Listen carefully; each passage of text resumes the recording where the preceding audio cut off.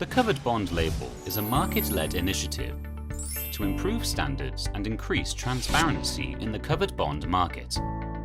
The primary purpose of the Covered Bond Label is to highlight to investors the security and quality of covered bonds in an evolving regulatory environment.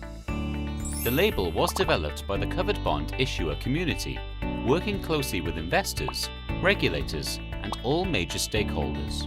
Since its launch in 2013, a significant number of issuers representing a critical mass of global outstanding covered bonds have committed to transparency by signing up for the Covered Bond Label. The Covered Bond Label website highlights a series of information on the labelled issuers and on their cover pools, and provides access to covered bond label legislation in a number of jurisdictions.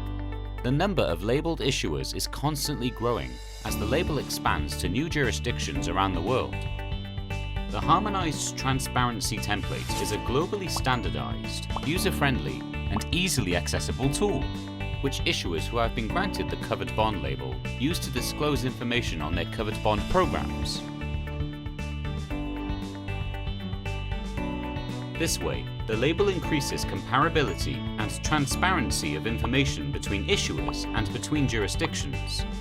The website also contains information on sustainable covered bonds.